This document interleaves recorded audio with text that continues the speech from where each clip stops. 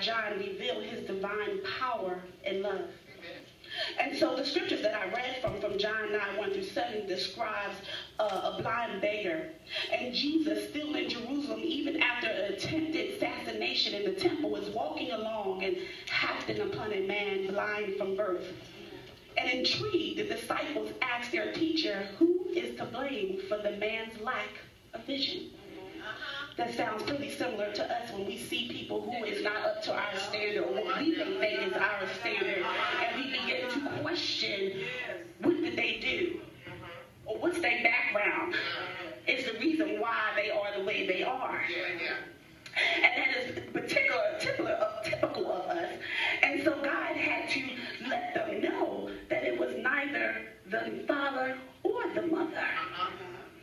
And what the disciples was portraying is particularly what we do. It was the prosperity gospel. And the prosperity gospel teaches that if you were faithful to God, you will be blessed. And to believe it is to receive it. And if you suffer it, then then you was caused this suffering because you were unfaithful. And that's what we think. When we see people, we think that they do things wrong. Like if we see someone that is homeless out on the street, we believe that maybe they didn't pay their rent, and that's the reason why they kicked out. But a lot of the times, this is the choice that they chose to do. Say your affliction has purpose. And the only reason why we need to blame is because we are disappointed in the outcome. And if the disappointment in the outcome suggests something is wrong with where you are. And the way that you cope with disappointment is blaming someone. You know what I mean? If my father was around, I wouldn't have been this way. If my mother was doing this, I wouldn't have been that way. If my husband would have did this, I wouldn't be that. And if my wife would have did this way, I wouldn't have went that way. We are quick to be able to blame because we like to have a scapegoat. But Jesus already is. I think somebody missed that. He's already is. Isaiah 45:7 says, I form the light and create darkness. I make well-being and I create calamity. I am the Lord who does all things. Your affliction has purpose. I'm going to give you 3 points where you can be able to see, to be positioned to see the glory of God after your affliction. Say, after this. After this, there will be glory. After this, there will be victory. Oh, glory to God. I want to own my affliction because I know after that I'll get a badge. You don't have to see the badge, but every time I'm able to overcome my affliction, there's more stripes that I get on my chest. You don't got to see it, but I got to ask on my chest because I overcame a lot of my affliction. I'm still in them now.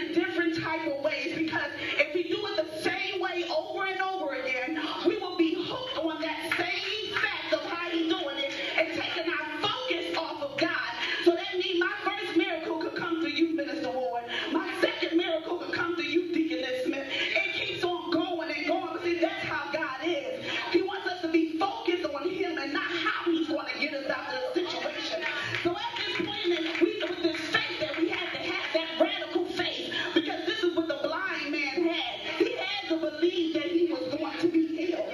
So that's the way we have to be, because the same God back then is the same God that who is doing radical things today.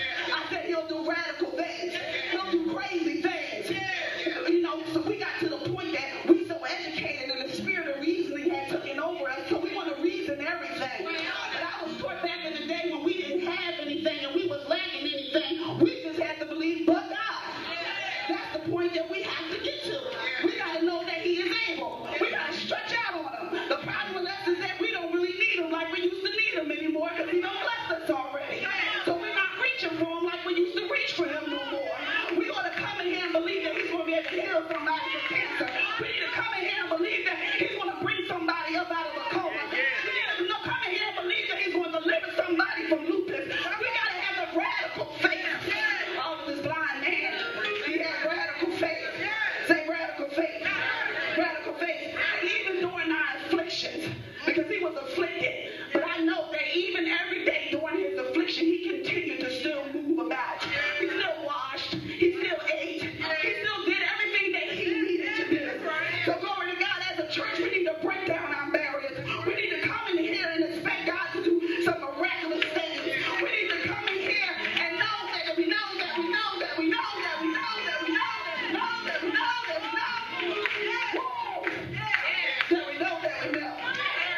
We can't limit ourselves to what we have seen God who had already done in our lives. Oh, glory to God. So we got to break the mold. We got to break the barrier. We got to be able to come in here and be willing to do ministry on a bigger level. Because if you think bigger, you do bigger. Oh, glory to God. Even during your afflictions, we still got to move forward. We are accountable for this. Because I'm going to tell you about Paul when he was bounded. Even during his affliction, we have to know during that time when we are going through stuff, we may not be revealed what our purpose is, but when we are going through something, it is a testimony, it is a push, it is a nudge, it is a deliverance for someone else. Because when Paul was locked up, the gospel began to be spread. During his imprisonment, even Caesar's household was converted because of Paul was in prison. So even during your affliction, you never know who's around you who's going to get the deliverance that they need because of your affliction. Says your affliction has purpose. Oh, glory to God. Oh, Jesus. My God. But the last point is that you have to want the victory. You have to want it. John 9:6 said, having said these things, he spat on the ground and made mud with the saliva. Then he anointed the man's eye with the mud and said to him, go wash in the pool of Siloam. So he went and he washed and he came back seeing. I don't think you get that. I don't think you get that, because he had to feel his way through. I want the victory. So that means you got to spit on the floor and make some mud and rub it in my eyes, and I'm going to get a miracle. Then you just go right on in and do it. See, some of us, we can't do that right now because we too sharp. We too sticky. We too clean. We can't have God spit on us. Let me tell you something. If I got to run to the altar, if I got to roll on the floor, if I got to stand on my hands, I got to flip like cheetah, if I got to hop like a kangaroo, I want the victory. Glory to God. Thank you, Jesus. Tell somebody, I want it. I want it. Woo. Thank you, Jesus. So it said he spat all around.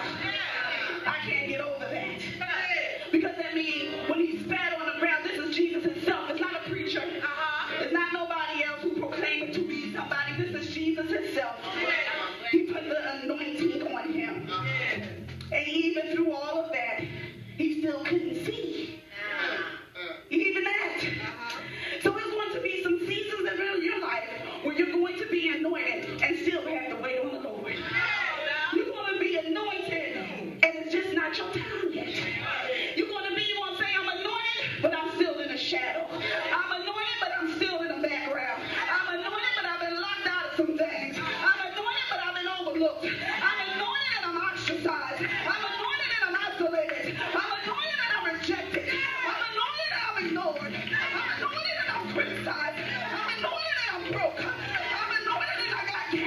I'm anointed myself, Lord, for my job. But it doesn't mean that I'm not anointed. Glory to God. Sometimes you got to be willing to be spit on. Ooh, so that you know that you are anointed. But you got a little money sometimes. Look at your neighbor and say, yeah, I'm money. But I'm still anointed. I'm still anointed. But you touch somebody and say, you got to hold out. Hold on. Don't let the dirt discourage you. Don't let the spit set you back. Don't let it cause you to lose your faith. I say stand there and stand your ground and have done all the standing that you can do. I can stand there some more. You got